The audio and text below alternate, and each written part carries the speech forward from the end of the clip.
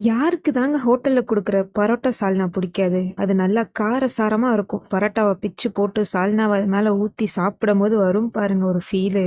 சொல்றதுக்கு வார்த்தையே இல்லல்ல. அதே ஸ்டைல்ல வீட்ல ஒரு எம்ப்டி சால்னா ரெசிபி பார்க்கலாமா? வாங்க பார்க்கலாம்.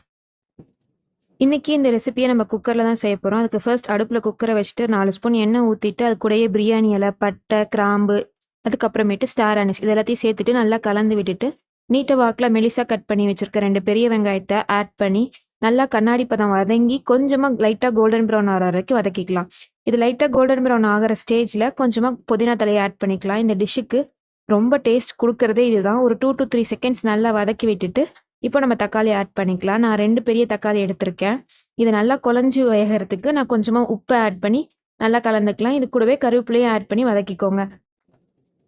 தக்காளி நல்லா குழஞ்சி வெந்து வந்தக்கப்புறம், இதுக்கு தேவையான அளவு பச்சை மிளகா, 2 டேபிள் ஸ்பூன் இஞ்சி பூண்டு பேஸ்ட் ஆட் பண்ணி, அதோட பச்சை வாசம் போற வரைக்கும் நம்ம குக் பண்ணிக்கலாம்.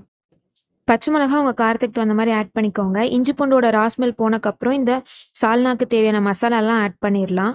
என்னென்ன மசாலா அப்படின்னு பார்த்தீங்கன்னா, மஞ்சள் தூள், மிளகாய் தூள், தனியாத்தூள், கரம் மசாலா, அப்புறம் சிக்கன் மசாலா. சிக்கன் மசாலா கண்டிப்பா ஆட் பண்ணிக்கோங்க.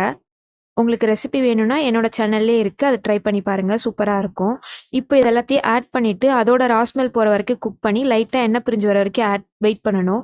அந்த எண்ணெய் பிரிஞ்சு வர கேப்ல நம்ம இதுக்கு தேவையான தேங்காய் பேஸ்ட்ட ரெடி பண்ணிரலாம். அதுக்கு கொஞ்சமா தேங்காய், பட்டை, கிராம்பு, ஏலக்காய், முந்திரி, சோம்பு, அது கூடவே உங்களுக்கு கசகசா இருந்தா அதையும் நீங்க ஆட் பண்ணிக்கலாம். இது எல்லாத்தையும் நல்லா எவ்வளோக்கு எவ்வளோ ஃபைன் பேஸ்ட்டா அரைக்க முடியுமோ அரைச்சிட்டு, அதையும் அது கூட ஆட் பண்ணி தேவையான அளவு தண்ணி ஊத்தி, உப்பு சேர்த்து நல்லா கலந்து விட்டுக்கோங்க. இது நல்லா ஒரு கொதி வந்த உடனே, ஒரு கை நெறைய கொத்தமல்லி, புதினா ஆட் பண்ணி குக்கர மூடி போட்டு, ஒரு 3 விசில் விட்டு எடுத்தீங்க அப்படின்னா வந்துட்டு, சூப்பரான சால்னா ரெசிபி ரெடி.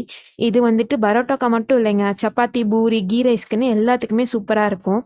மறக்காம செஞ்சு பாருங்க.